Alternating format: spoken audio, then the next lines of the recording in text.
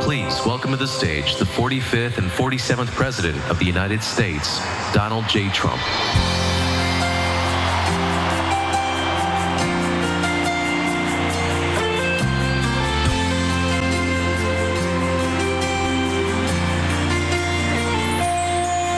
If tomorrow all the things were gone, I'd work for all my life, and I had to start again.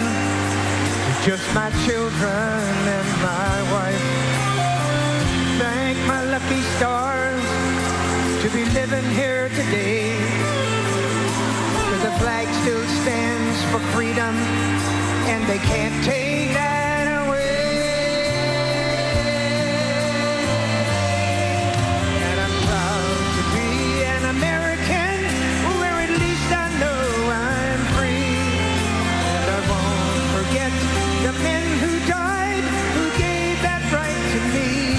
And I gladly stand up next to you and defend her still today. 'Cause there ain't no doubt I love this land. God bless the USA.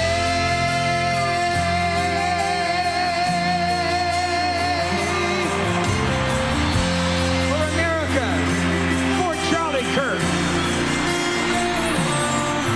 From the lakes of Minnesota to the hills of Tennessee, across the plains of Texas, from sea to shining sea, from Detroit to Houston, oh, and New York to LA. There's pride in every American heart, and it's time we stand and say that I'm proud to be an American, where at least I know I'm free.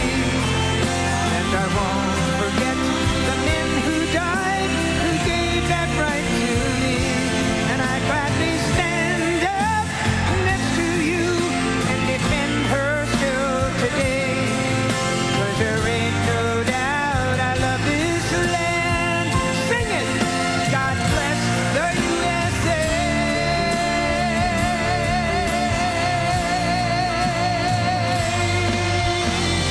And I'm proud to be an American, where at least I know I'm free. And I won't forget the men who died, who gave that right to me. And I gladly stand up next to you and defend her still today. 'Cause there ain't no doubt I love this land. God bless the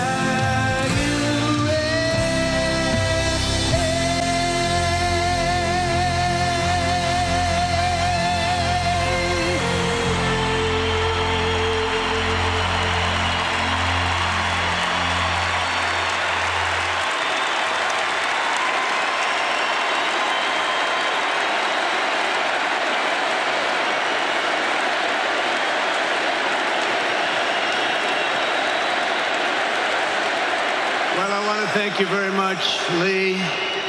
You've been there from the beginning with us, Lee, and we appreciate it. Nobody can sing that song like Lee Greenwood. Thank you very much, Lee, very much for being here. And his voice has not changed, you know? Pretty amazing. And a special thank you to Erica, because today, America is a nation in grief, a nation in shock, and a nation in mourning. Less than 2 weeks ago, our country was robbed of one of the brightest lights of our times, a giant of his generation, and above all, a devoted husband, father, son, Christian, and patriot. Charles James Kirk was heinously murdered by a radicalized, cold-blooded monster for speaking the truth that was in his heart. He was violently killed because he spoke for freedom and justice, for God and country, for reason and for common sense. He was assassinated because he lived bravely He led boldly, and he argued brilliantly without apology. He did what was right for our nation. And so on that terrible day, September 10th, 2025, our greatest evangelist for American liberty became immortal. He's a martyr now for American freedom. I know I speak for everyone here today when I say that none of us will ever forget Charlie Kirk, and neither now will history.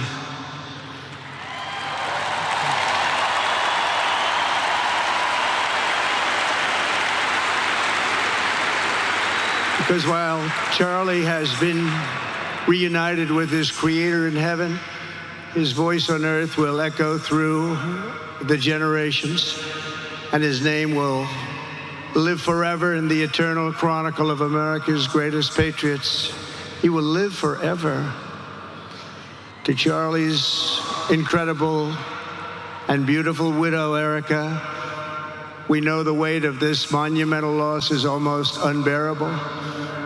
But even in the midst of heartache and pain too great to even fathom, you have somehow found the strength and deep faith to be a comfort to millions and millions of people. And thank you very much, Erica. Thank you very much.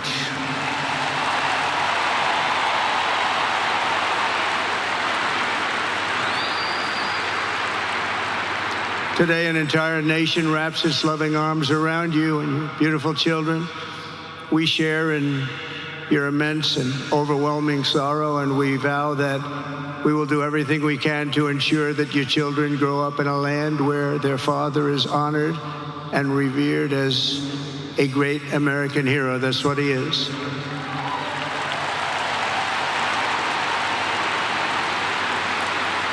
To Charlie's parents who lost their beloved son, and to the entire Kirk family, we know that no words can ever be enough to fill the void he leaves behind.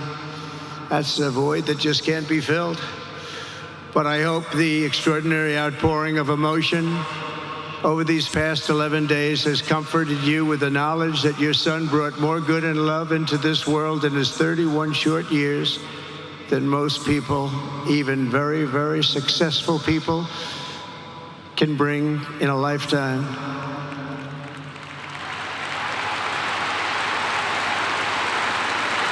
Charlie Kirk loved America with everything he had, and as we can see so clearly today, America loved Charlie Kirk.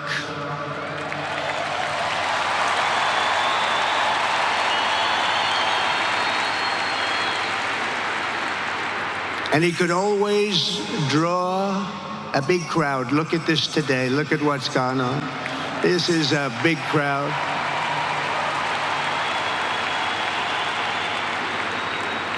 Here today we have the Vice President of the United States, DIDNT. We have the Speaker of the U.S. House of Representatives, Mike Johnson. We have countless members of the United States Senate, and I'm sorry I'm not going to introduce you, but I'll be up here. They're all over the place. And likewise, the House of Representatives, they're all over this big stadium. This is not an arena, this is a stadium.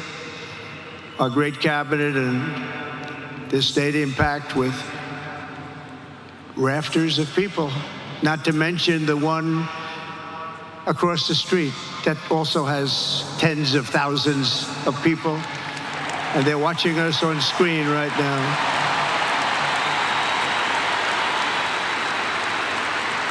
And I'm sorry we couldn't get you in.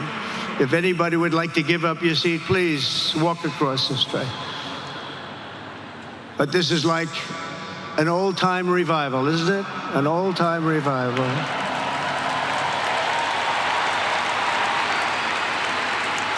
For millions of Americans, especially young people, it is agonizing and unthinkable to say goodbye to a patriot whose heart still had so much to give. It's so much.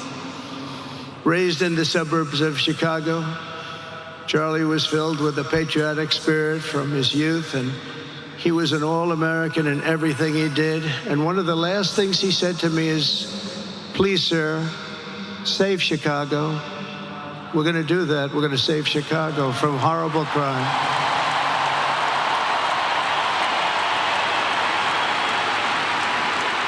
In high school, he was the quarterback of the football team and the captain of the basketball team. He was a good athlete. A lot of people don't know that about Charlie.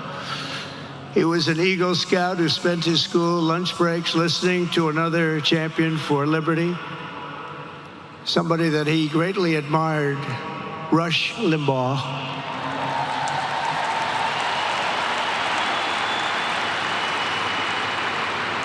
But what was even more important to Charlie than politics and service was the choice he made in the 5th grade, which he called the most important decision of his life, to become a Christian and a follower of his Savior, Jesus Christ.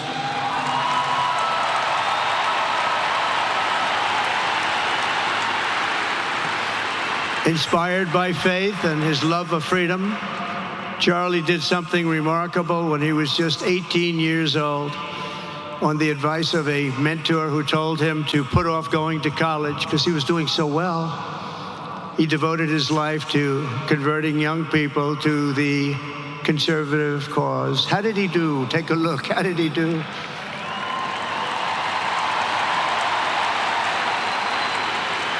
In 2012, 2 days after graduating high school, and with just $1,800 in his pocket, the young man from Illinois, who no one had ever heard of, started an organization whose grand ambitions were captured in its name, Turning Point USA. Great name.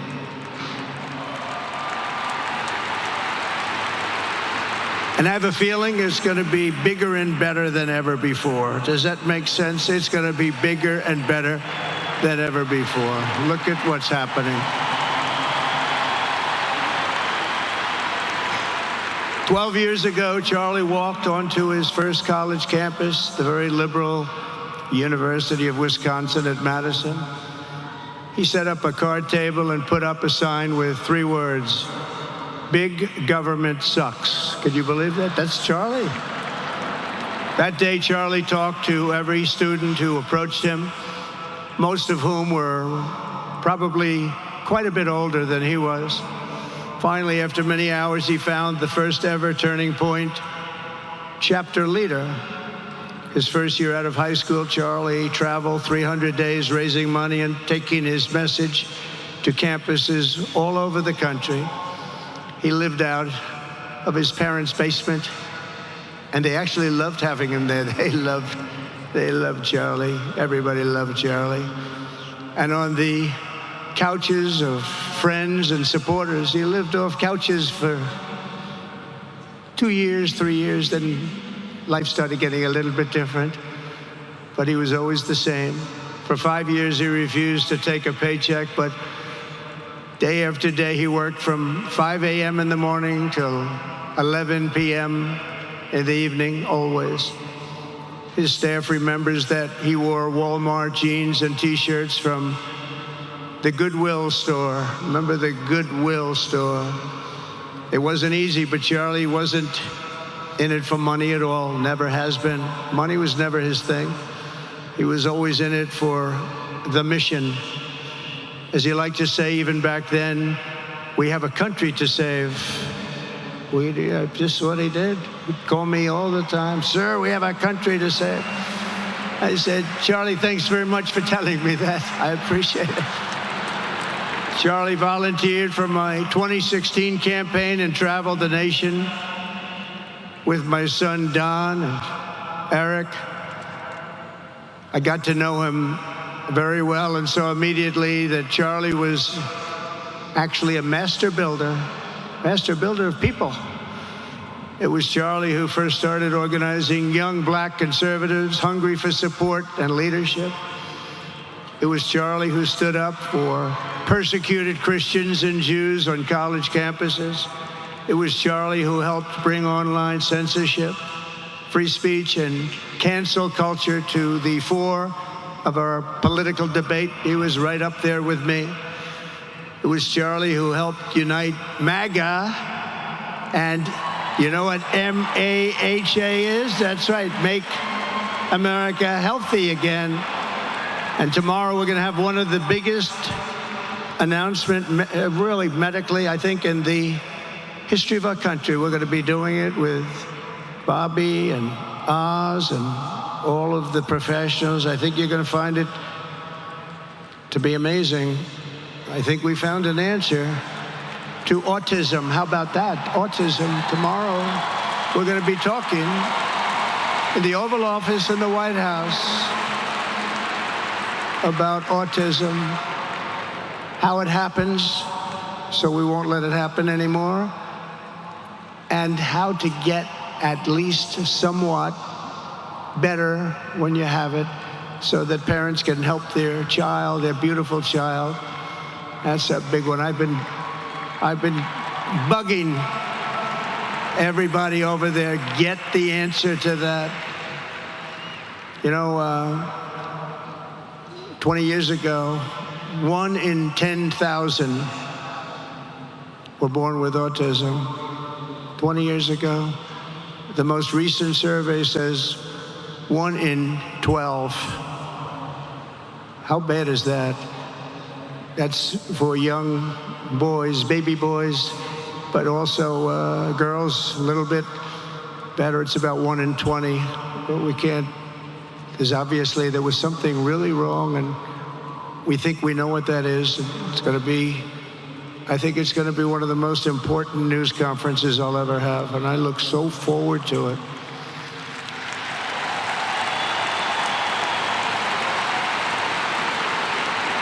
And you know who else looked forward to it? Because he knew. I'd tell him a little bit about what was going on. Was Charlie. He would have been front row center, believe me. We'll be missing him tomorrow. It was such a big deal for him, too.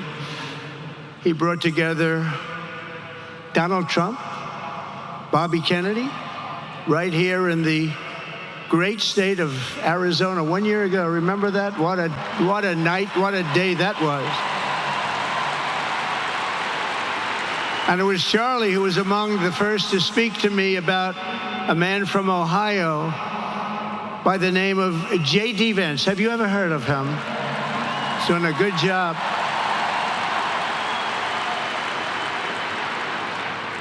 But Charlie would often call me, sometimes the night before a big event, the other side of the country.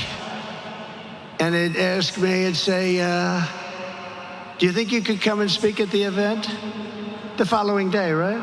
I'd say, Charlie, I'm the president of the United States. You want me to travel 4 hours by plane? And you know, sometimes I did it. He was a very good guy. He was a very convincing guy. He didn't stop, but he would ask for things like that. Sir, could you be tomorrow in California? I said, Charlie, give me a break, please. He just wouldn't stop. And he succeeded. But I almost always went because you never wanted to let Charlie down. He worked so hard. You just didn't want to let him down. I felt guilty. He'd make me feel very guilty. As president, many people asked me for things, but Charlie was one of the few who always gave more than he took. He was a giver, much more than a taker.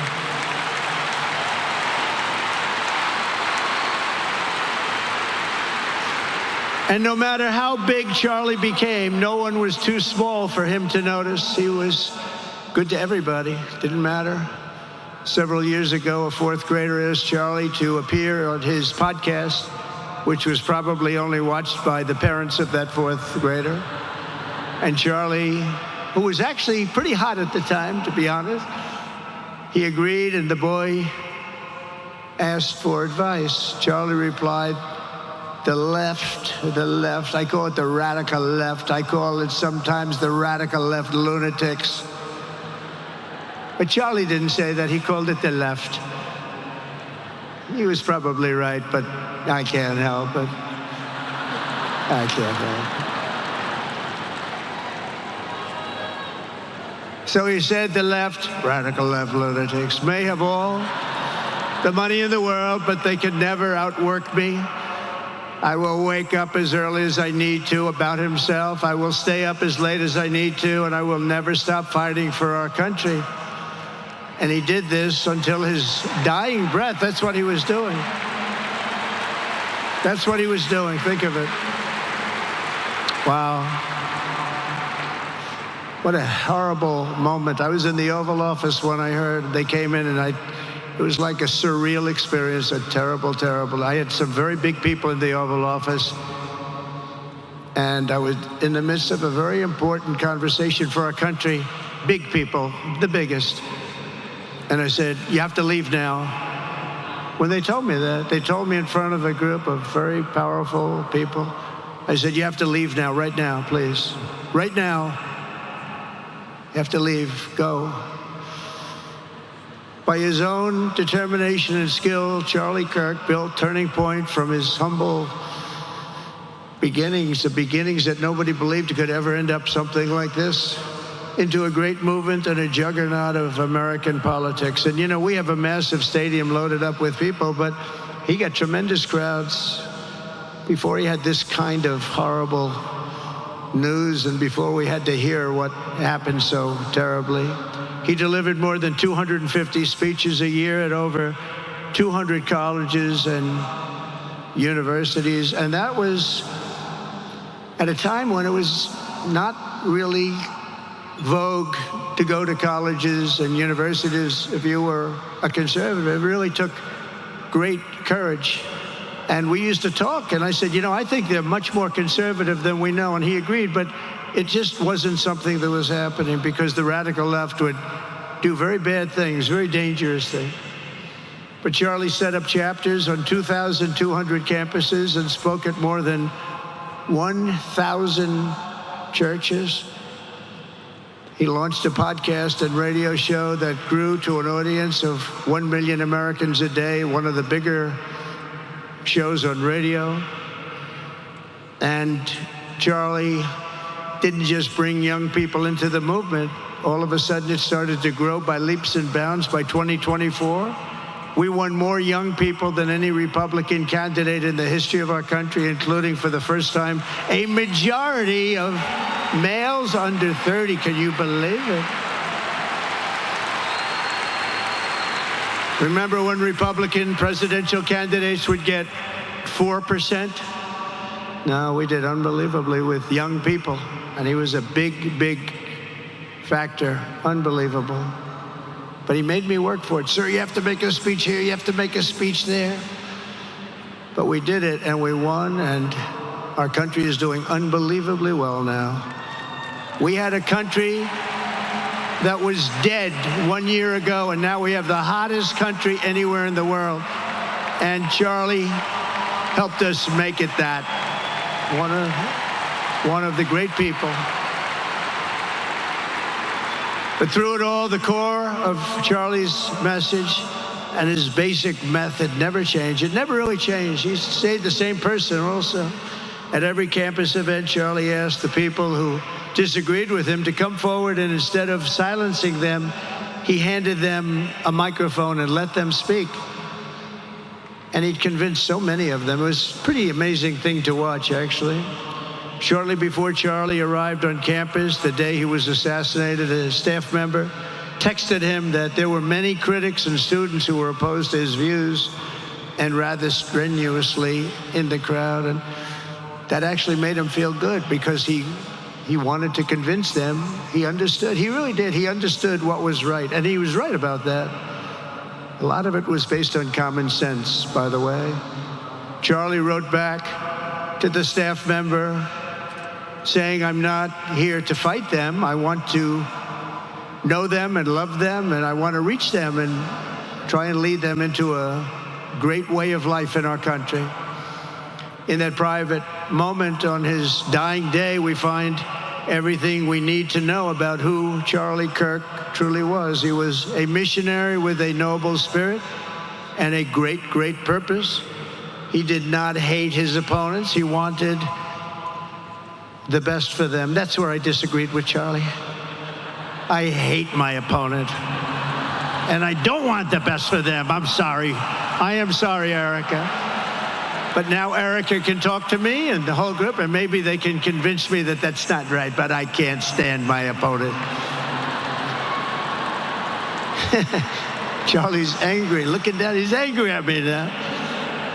He wasn't interested in demonizing anyone. He was interested in persuading everyone to the ideas and principles he believed were good, right, and true. Before each appearance, he prayed these words: God, use me for your will. Always said the same thing: use me for your will.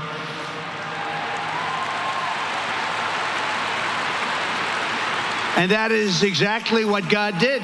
When you think, that's exactly what he did. The more success Charlie had, and he was getting more and more successful, the more dangerous his mission became. On campuses all over the country, his quest for open dialogue was met with menacing hate. There were bomb threats, pulled fire alarms, and countless rage-filled radicals who tried to shout him down. It was nasty. I used to say, Charlie, this is nasty stuff you're doing. At one event, police had to build barricades to protect students from an angry mob of thugs. Many of these people, by the way, are paid a lot of money to do this. They're agitators. They're paid agitators. Remember that? When you see they all have the same beautifully printed sign, every sign is identical, comes out of a top-level print shop. That's not the signs that are made in somebody's basement. Those are paid for by very bad people, and hopefully we're going to be finding out through the DOJ who those people are.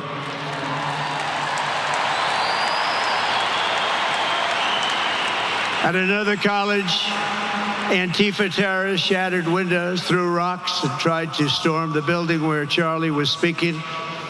It was a really bad one. Often dozens of police officers were needed to prevent left-wing violence. And the violence comes largely from the left. You don't hear that from too many people, do you? And virtually every day for years before he was murdered, Charlie received these horrible death threats. People don't know. I used to talk to him about it. He said, I got some threats. He always felt that when they actually made the threat, they were not the ones to worry about. The ones to worry about were the ones that don't make the threats. And I think you know what I mean. He knew the risk, but he and I shared a certain motto: never back down and never ever surrender. Just don't surrender, never back down. He believed in it so strongly. So strongly. And he's right. He's totally right. The radicals and their allies in the media, sometimes referred to, as my son said, the fake news media, tried to silence Charlie for a simple reason: because he was winning, and he was winning big. He was taking over college campuses, colleges that had, in theory, only very liberal, or as they like to say, progressive. I call them liberal, but they like to call themselves, because it's such a beautiful word, progressive. They're the opposite of progressive, if you think about it. But they were really nasty, and he would go into these colleges. All of a sudden, within 2 years, 3 years, they turned into bastions of conservatism. It was really quite amazing to see. They lied about him because they did not want you to listen to him or to learn from him, because what he was talking about and even preaching made so much sense. Everywhere he went, he won the debates, he won the hearts, he won the minds, and yes, he won the elections for people. He helped us, he helped other people. We won the biggest election in the history of our country, I believe.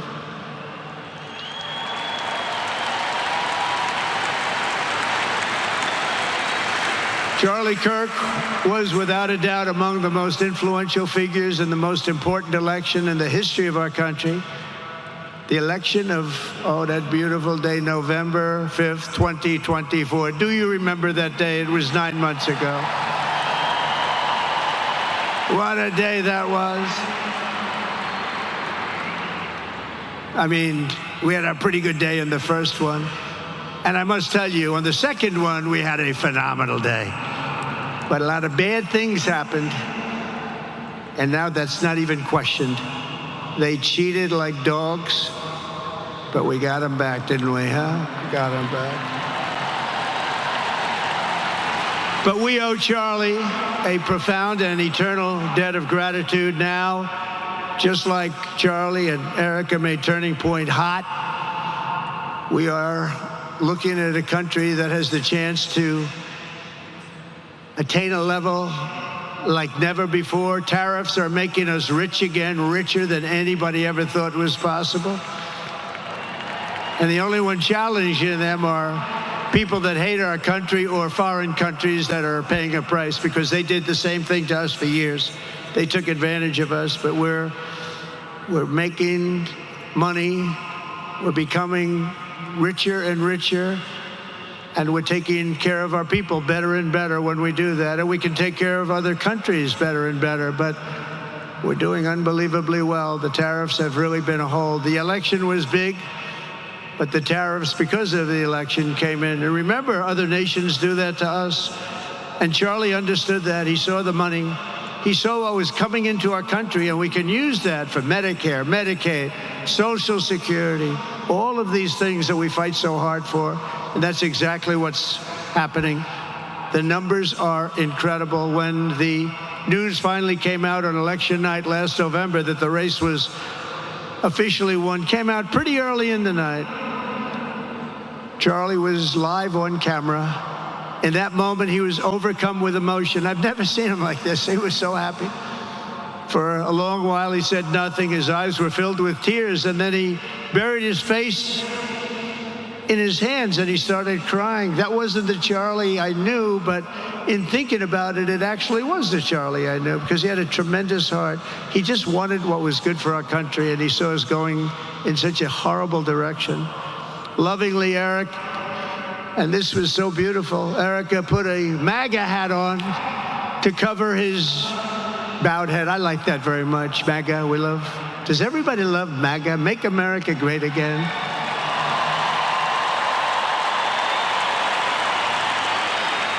When Joe Biden used to get up, remember the speeches? We will stop MAGA. We will stop MAGA. You know, he could barely get the words out. We will stop. I said, can somebody inform him that MAGA means Make America Great Again? How do you say you're going to stop it? And Charlie understood that. When Charlie finally looked up and spoke, he smiled through the watery eyes and simply said, I am humbled by God's grace. That was his statement that night. I was watching him. I was very impressed, actually. It showed he had a big heart. Every single American should take a long, hard look at the twisted soul and dark spirit of anyone who would want to kill a young man as good as Charlie. To kill anybody, but to kill a man like this, he didn't deserve this. He didn't deserve this. Our country didn't deserve this. And anyone who would make excuses for it are just out of their mind. Charlie's murder was not just an attack on one man or one movement. It was an attack on our entire nation. That was a horrible attack on the United States of America. It was an assault on our most sacred liberties and God-given rights. The gun was pointed at him, but the bullet was aimed at all of us. That bullet was aimed at every one of us. Indeed, Charlie was killed for expressing the very ideas that virtually everyone in this arena and most other places throughout our country deeply believed in. But the assassin failed in his quest because Charlie's message has not been silenced. It now is bigger and better and stronger than ever before, and it's not even close. And it's rare that such a thing happens, but Charlie is bigger today than he was. Think about it. Just 2 weeks ago, he's bigger today than he was 2 weeks ago. Now, that may not help his friends and loved ones, of which there are so many. It may not help Erica and those beautiful children who have to suffer so horribly through this moment, but they know it's true. He's bigger now than ever before, and he's eternal. He's eternal. And I just want to say we love him. And he's looking down at us right now, and he's saying, wow, that's a great crowd. He's saying, that's a great crowd.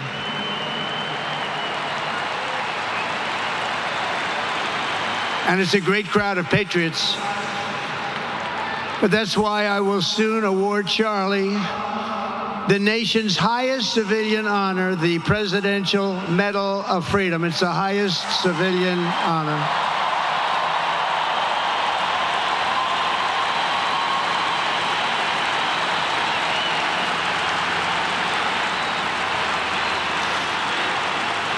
And we will do the ceremony at our beautiful White House in a very safe Washington, D.C., a place that Charlie truly revered. You know, we stopped the crime in Washington, took 12 days. Now you can go to restaurants, you can walk down the middle of the street with your wife. You can have your wife walk alone down the middle of the street. She's going to be in good shape. What a difference. What a difference good management really makes. But it's, I'm so proud of that, Washington, D.C. You know, it was one of the worst in the nation, in the world. And now it's considered a very safe city. And it's also, I passed it yesterday, I went through it, and the lawns are good. It's like a different place. It's like the tents are gone, the threats are gone, the gangs aren't there. We got rid of, you know, we took out 1,500 career criminals, 1,500. If you have 3 career criminals, that can make a big difference. But I'm so proud of Washington, D.C., and now we're going into Memphis. And we'll get that one straightened out fast. And then we're going into some others, but we're going to go to Chicago, and we're going to have Charlie very much in mind when we go into Chicago. And we'll get that one straightened out. You have an incompetent governor who, he thinks it's okay when 11 people get murdered over the weekend. He thinks you don't have any crime when 11 people get murdered and 28 people get shot. He says he's got crime. No, they don't have it under control, but we'll have it under control very quickly. So we're going to be doing that. And Charlie loved what we were doing. He was so proud of what happened. He was there to see it. He's so proud of what happened in Washington, D.C. As you know, the depraved assassin who planned and executed Charlie's killing has been arrested and charged with capital murder. God willing, he will receive the full and ultimate punishment for his horrific crime. It's a terrible thing. Because you can't let that happen. You can't let that happen. Can't let it happen to a country. The Department of Justice is also investigating networks of radical left maniacs who fund, organize, fuel, and perpetrate political violence. And we think we know who many of them are. But law enforcement can only be the beginning of our response to Charlie's murder. Over the last 11 days, we have heard stories of commentators, influencers, and others in our society who greeted his assassination with sick approval, excuses, or even jubilation. You've heard that. So have I. Couldn't believe it. Some of the very same people who spent the last 8 years trying to sit in moral judgment of anyone who disagreed with them about politics suddenly started cheering for a murder. Incredible. You know the names. They're major losers, by the way. That will be proven out in a short period of time. Some of the very people who call you a hater for using the wrong pronoun were filled with glee at the killing of a father with 2 beautiful young children.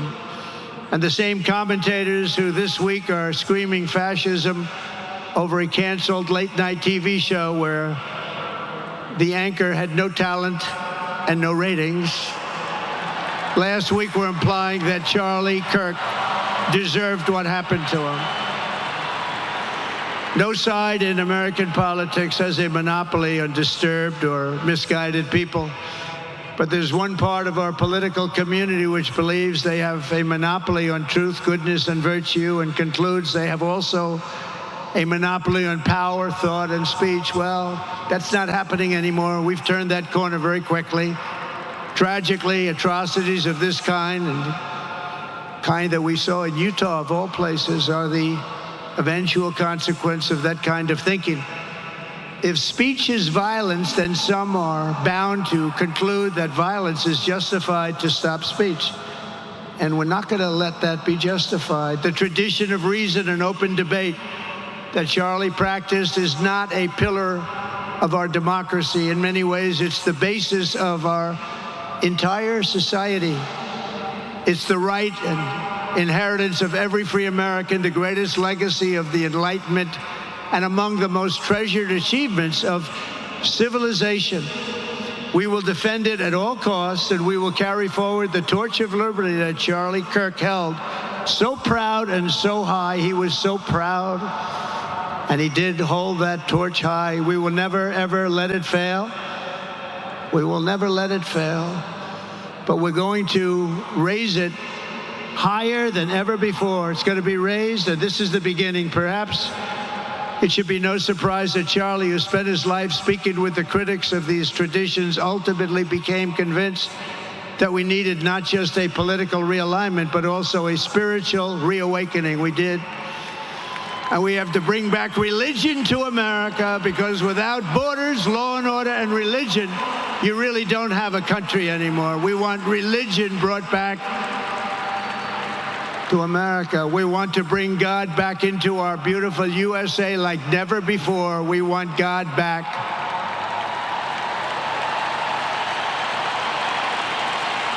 Charlie would have been so pleased to hear his friends and colleagues today giving testimony and giving glory to God.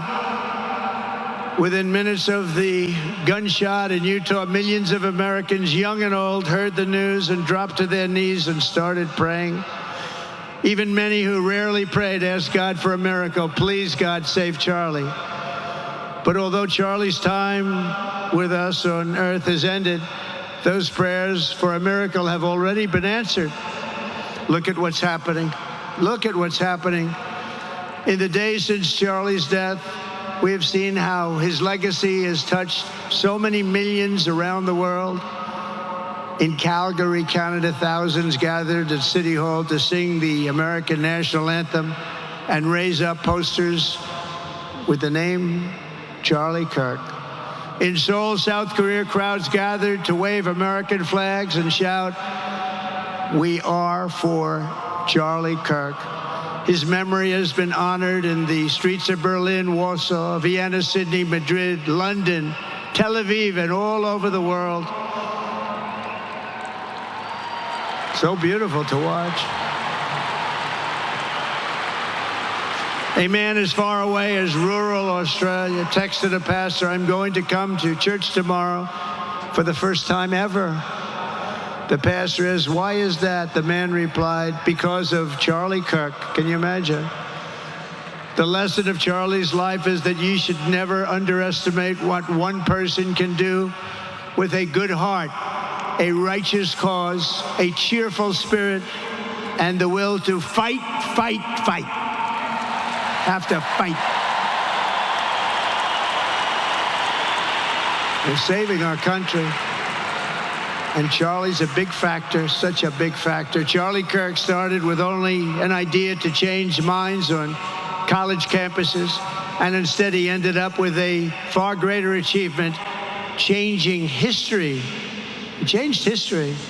Today, Charlie Kirk rests in glory in heaven for all eternity. He has gone from speaking on campuses in Wisconsin to kneeling at the throne of God, where he is right now.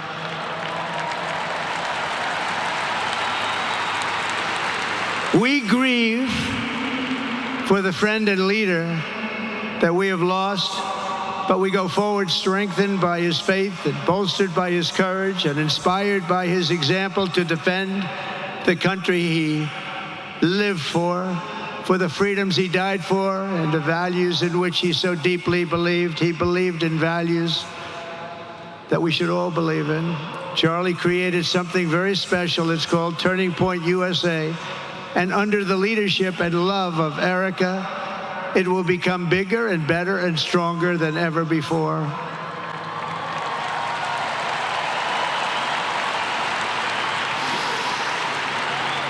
So, Charlie, we all want to thank you.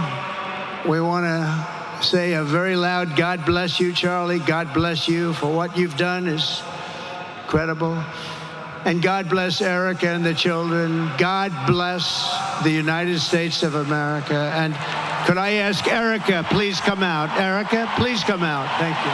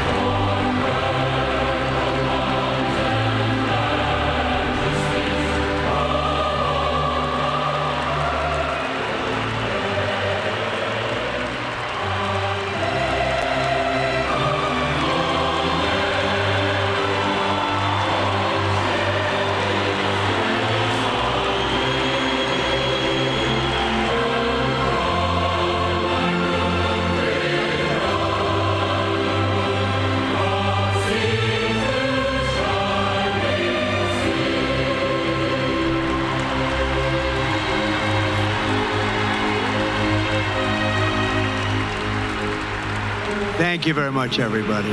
Thank you very much, and good luck. God be with you. Thank you.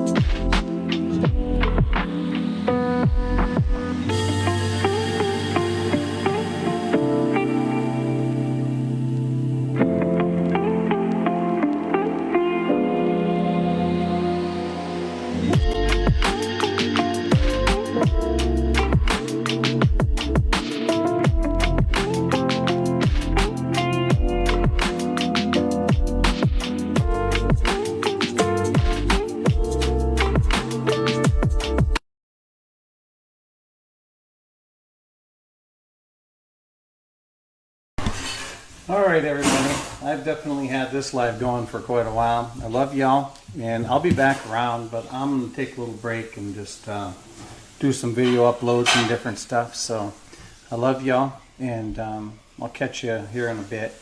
God bless you.